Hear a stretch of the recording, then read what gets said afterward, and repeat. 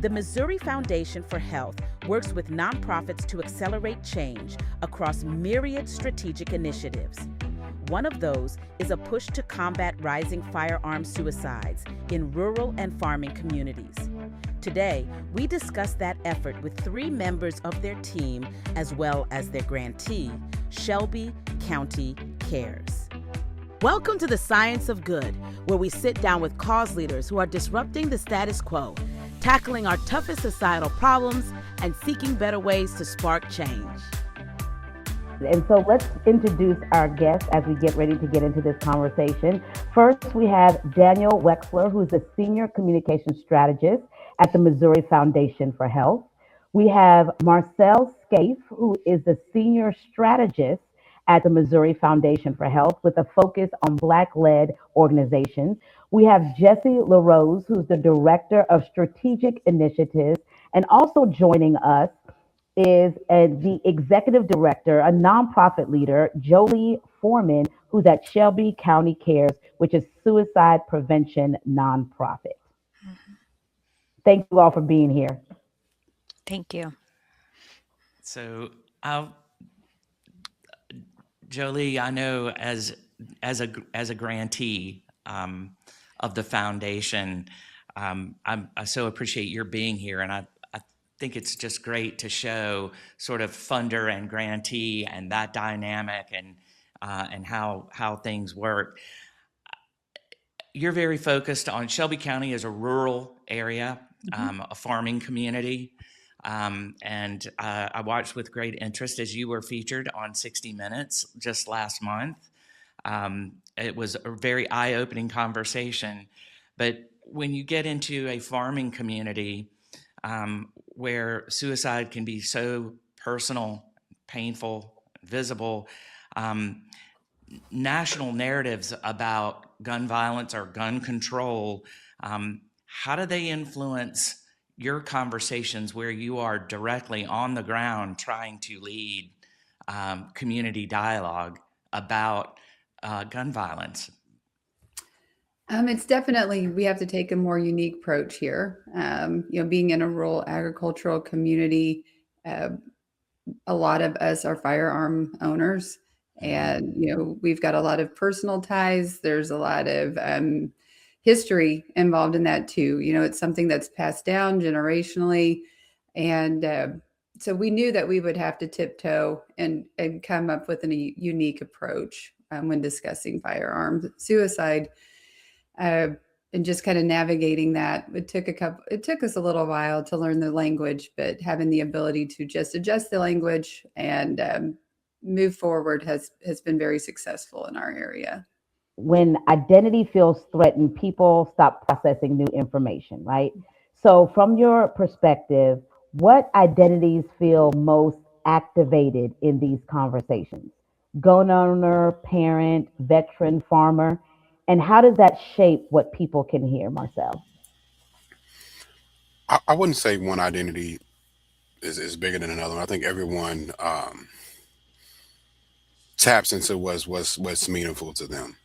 And so I think in the work that we've been doing, people, the gun owner is up front because that becomes rooted in just, everything. But I think whatever identity someone identifies with, that's what brings out. When you talk about veterans, everyone has a veteran in the house, and so they think about that those things. I think what's been interesting around this conversation has been one, Jolie and the former aspect that was often a group that we didn't think about. You didn't think to call it out as a specific group. But we also have a lot of grantees leaning into working with young people, leaning into the gay and trans youth. And so really, some of our work has really been, when we initially had grantees pick target populations, we had to go back to the drawing board and say, no, we want you to dig deeper and find those marginalized communities and really go into community and find out who's hurting. And so they came back to the table with the target population, but also going a little bit deeper into that. So we didn't want to just do surface level. We wanted to get into those marginalized communities and really give them a voice and hear their concerns as well. Good for you for taking it and saying, I think we could dig deeper in this, and going to places where people usually may not always have a voice. So I think that really speaks to the work that your foundation does. Jolie, when conversations go well in your community, what usually happens first that tells you, okay, they're still with me, they get it? I would say just, you can tell as soon as you start the conversation if they're going to be receptive or not.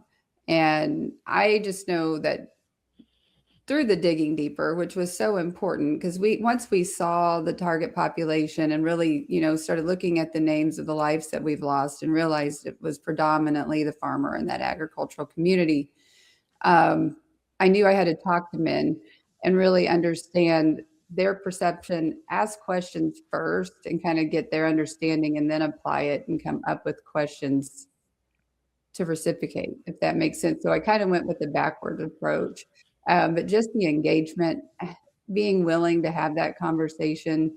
In the beginning, I didn't know kind of how it set with certain people, but then throughout time, they would come back with, follow-up questions and wanting to know more.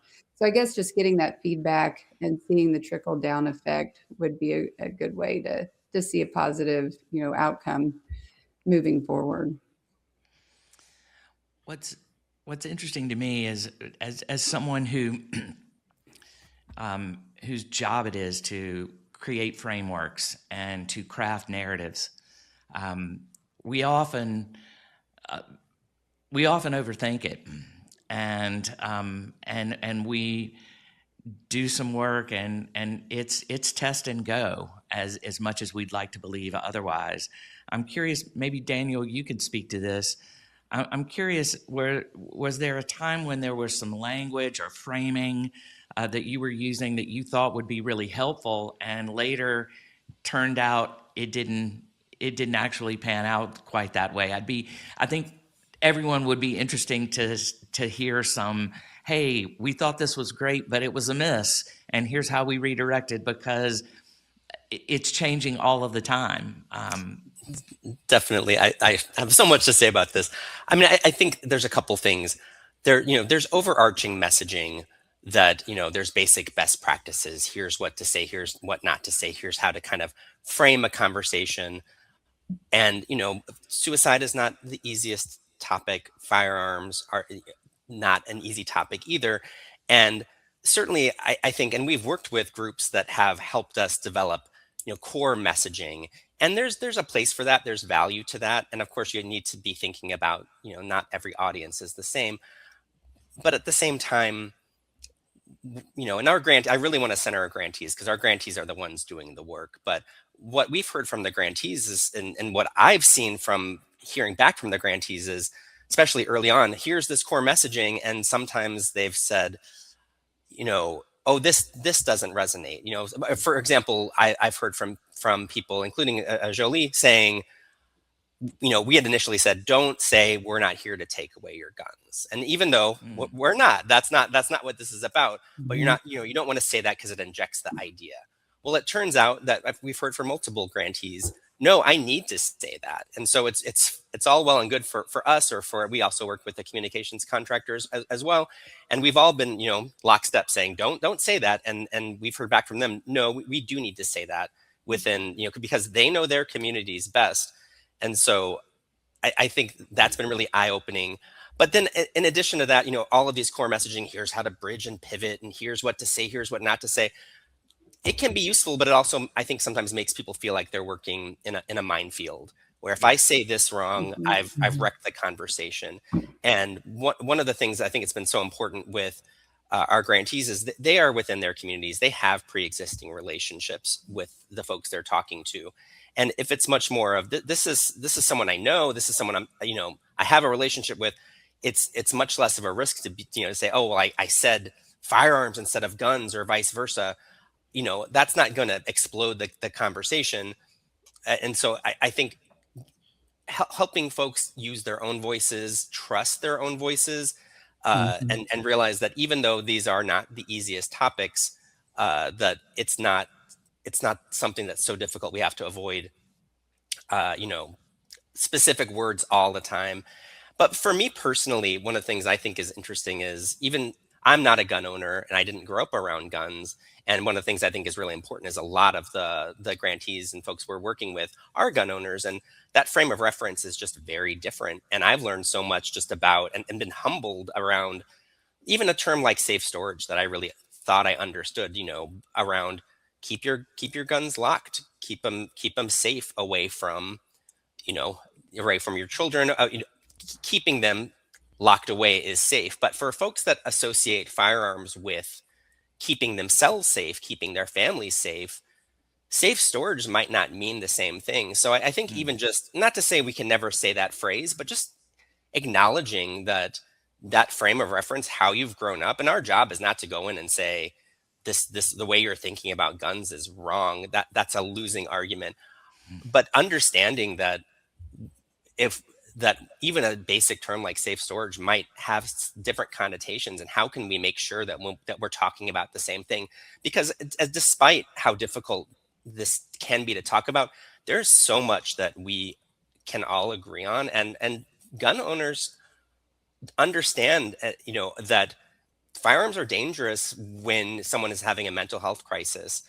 And how can a friend help have that conversation, not to take away a gun forever, but in a moment of crisis, how can we help?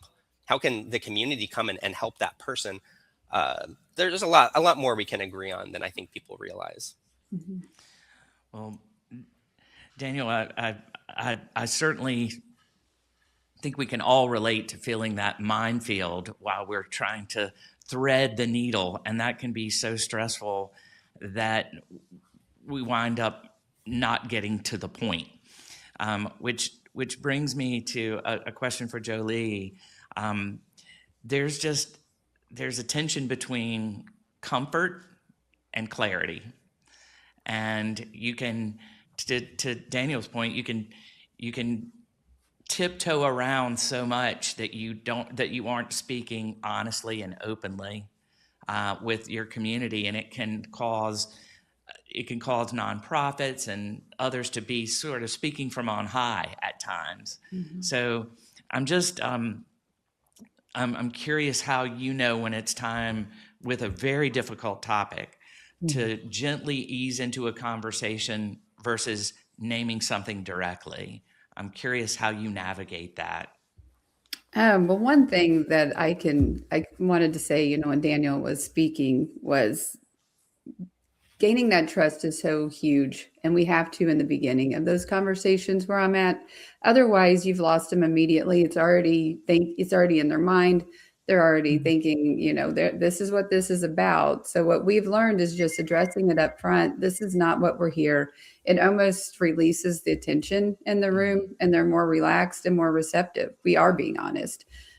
We do know that every audience is going to have a different, delivery, and that we've got to be mindful of that. But also, at the end of the day, we all want honesty. We want you to be honest. We want to be safe. We want to keep our friends and family safe. And I think across the board, we are all open to that.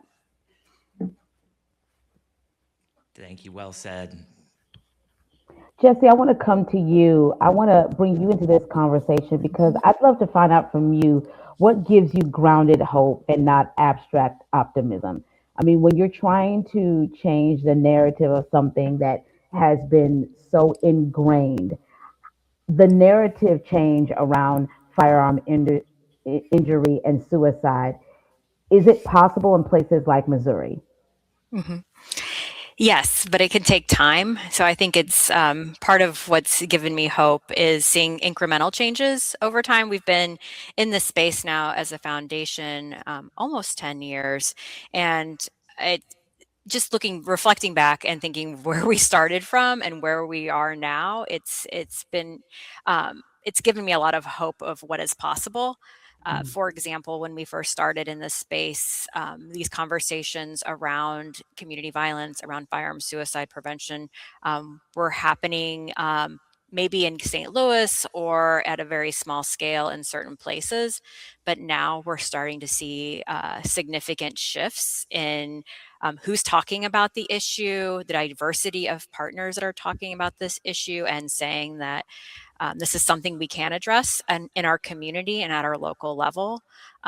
From seeing groups addressing community violence in rural areas to seeing diverse partners talking about lethal access to lethal means and the role of firearms in the suicide prevention fields. And so we're seeing we've been seeing kind of increasingly small indicators add up.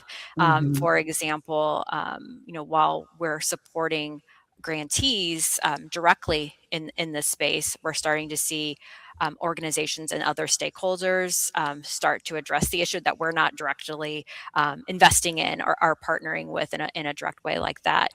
Seeing more comfort at a state level to incorporate conversations around access to lethal means within the larger suicide prevention conversation, which was not something that was happening very much several years before this. So what's giving me hope is seeing more people engage in these conversations, more people come into the space and into the field, either through our direct partnership or kind of our grantees and our peripheral engagement with these organizations. So I think that's what's really given me hope, is seeing these efforts, these conversations all start to happen at the local level.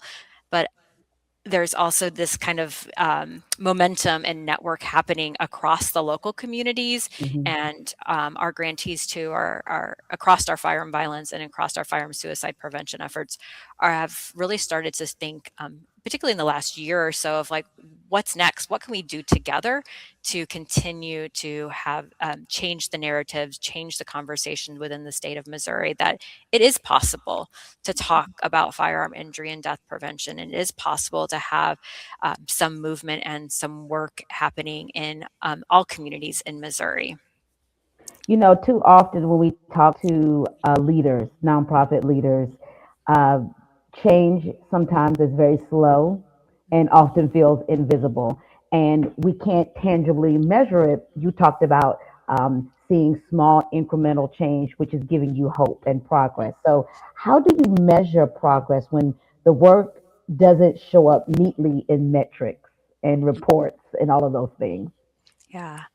One of those ways is we've really elevated the role of storytelling, and really thinking about those stories from community members, those stories from our grantees. Also, just talking about what do our grantees and our stakeholders, what do they see as success? It's going to take even longer to see significant changes in those metrics, such as reduced deaths from firearms, but there are small shifts and changes that organizations are seeing within their communities, and so providing those opportunities to hear those stories, to elevate those stories, and also what we're learning about what does and doesn't work. And we've been engaging with our partners in iterative conversations about what works and what doesn't work. I think also elevating those to not only other partners in Missouri, but on a national level too. I think we've tried to be a leader in the country too, of like, this is what's working in Missouri.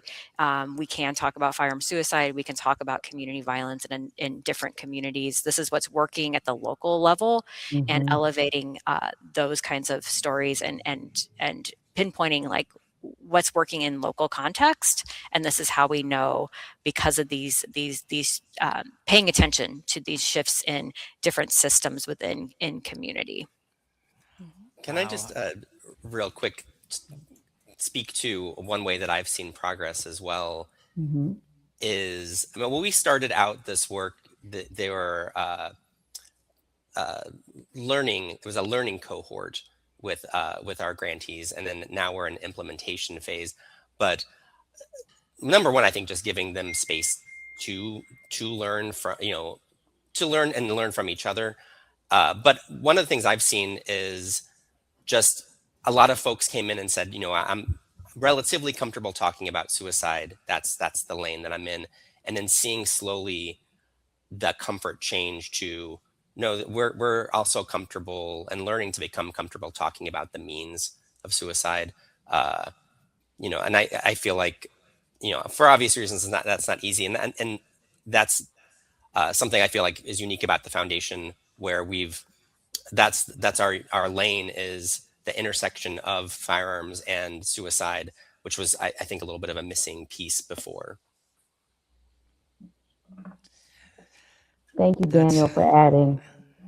And data backs that up. Just to interject a little bit more, data really does reflect that as well. And I think when you look at the data and see the suicide rate comparatively to homicide, it's very shocking to most. I think that nowadays every nonprofit is facing this labeling of red or blue and what side of the issue you're on, and we're all trying to accomplish good things and solve difficult problems. And increasingly, it's incumbent on us to rise above politics and above that debate. I'm curious to any of you, like, what do you do when the conversation is stalled? When I realize there's a certain percentage of the population that can't be moved, but there is that malleable middle that we're always trying to reach. And when conversations start out with misinformation or disinformation, how do you engage with someone who maybe is initially rebuffs you? Because I think we all need to know how to get around that and step over these divides. Curious if anyone's been in a situation that they could share. I say just being, for me, it's learning to listen to them. What do you have to learn from them? What perspectives can I take back from them? I don't want to dismiss it by any means. This is not a red or blue issue to me. It's a human issue. I'm willing to learn and understand from any perspective. And I feel like once you listen and you validate, how somebody else feels, the willingness to open up and be able to share to them, kind of some my perspective or what I feel like might work, they're going to be more receptive to it too. So it's just kind of taking it back down to the human heart of just being good and kind and listening and learning and being willing to hope that they're receptive and do the same. But it definitely does open doors. It's opened a lot of doors for me anyway. That's wonderful. There's such a pressure to sound confident and to sound leaderly, and sometimes, although counterintuitively, just stepping back and listening can be so helpful. So great to point that out. Thank you, Shelly. So we kind of discussed polarized environments. It sounds like you all are navigating that well. You all have talked about incremental change. You've talked about listening. I know that you all had some planning grants where I think you've talked about going to different audiences or different communities and asking them to report back to you. I'm just curious, timing wise, could you kind of define those phases and how long you've been working at these issues? I think that might be helpful context to others listening in. So with the planning grants, they were 2-year planning grants. I always emphasize there was opportunity to work with communities and give those leaders the opportunity to dream, to think about what they're going to do, to plan what they're going to do. There was no pressure to do anything. It was just listen to community, talk to community, gather your thoughts, get some rallying behind the conversation. From that, we went into implementation grants. And so they were going to implement the strategies that they created in their planning grants. And we're probably in the 3rd year of those implementation grants, and everyone is succeeded in their grants. What I would say to other funders is that it's not a sprint. And so we have some grantees who are maybe 2 or 3 steps ahead, and everybody is where they should be. But if it takes you a little bit longer, that's fine. We want you to get it right and get it right for your community. So there was no pressure to rush through the process. And so we were there with the grantees every step of the way. We had some grantees that may need to stay in planning just a little bit longer to get their bearings and get things more in place, and that was okay. And so from the grantees, that talk to the grantees was like, we're here to support you in whatever manner that we need to support you in, and so there was no rush to jump into each phase. And so grantees may be at different tiers in their contracts, but to me, they're exactly where they need to be for the work that they're doing in their community. And I would just add a little bit in terms of the arc of the foundation's work in general.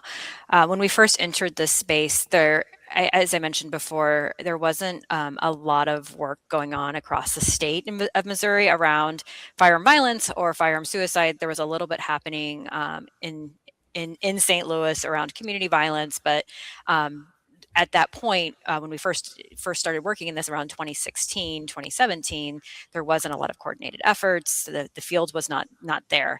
And so when the foundation first entered working on this topic, we initially, we didn't fund these grantee cohorts that you see now, but we started to see kind of where there was momentum. Spent several years just like understanding the issue, understanding potential stakeholders, what were the challenges for organizations and communities to even begin to think they want to address this issue or understand, where their communities were, what the challenges, assets, and potential solutions were. And so we gave that runway of just like understanding the issue, and started to see probably after 2 or 3 years of us kind of as a foundation saying like, this issue is important.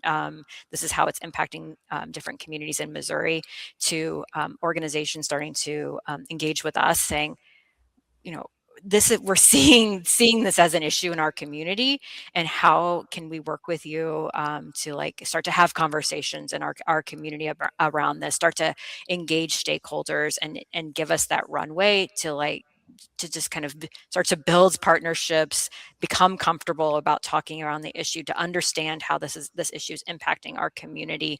And so really giving that runway has been really important in working on this in Missouri. Well, it definitely takes time, and it's not a one size fits all. Mm-hmm. And we had to, what you, like I've said before, what we thought was going to work, we kind of had to stop and unlearn. I feel like unlearning sometimes is as important as learning. Mm-hmm. And we knew that there was a lot of men who had been impacted. We went out and have done, several conversations or questionnaires. They've been impacted by loss of suicide personally, or they knew somebody. They didn't want to talk about it. And so it took us about 2 years for that to shift and change, and just getting creative in how to implement that. We really did hone in on the family and the wife and the child, and try to get those conversations in a, more of a wraparound. But to see it on this side, it is possible, and they do want to talk about it. And now they are calling. It's just, I don't think they even knew, it's scary. It's scary to talk about. It's a foreign. And just the more we have talked about it and broke it down, we've reduced the stigma and made it a more normalized conversation. And so it takes time. It's really hard to measure. But there's these little things that you can see track along the way. And now it's really starting to snowball and take off in a good way. Having that big vision is really important. And I, we're coming to the close. This will probably launch in 2026. I can't even believe that 2026 is the year coming up, but it has not been an easy year for nonprofits, and it has not been an easy year for polarization. But I think that, Jolie, to your point, having that vision, listening generously, and making incremental progress, and believing in what's good is so powerful. I think that ultimately we have more of us want the same things than, as Daniel put it, than the internet would project. Mm-hmm. So anyway, I just, this has been a great conversation, and I thank you all for the work that you're doing and for believing in good. We need it. We sure do. And I would really quick like to say one more thing. The internet is a wild world. And after once we have media attention, especially like the 60-minute episode, some people were sending me feedback on, from Facebook or wherever, and it looked negative at some points, and it could be very discouraging. But what I can say with 100% certainty is I was flooded with amazing positive emails, voicemails, messages from all over the world, from as far as Japan. Didn't get one negative, not one. And so it gives me so much encouragement. Don't focus on those posts and those responses online. They're not, for me, it's not a true representation of reality and how there's so many good people in the world that really do want good, and you've got to focus on that. Well stated. Thank you so much. Thank you all so much for being a part of this conversation. And thank you for continuing to be the believer and action takers of good. Thanks for having us. Thanks you. For having us. The Science of Good interviews support the work of For Goodness Sakes, a communications firm that uses behavioral change principles to help nonprofits and government agencies advance social causes. Learn more at fgsakes.com.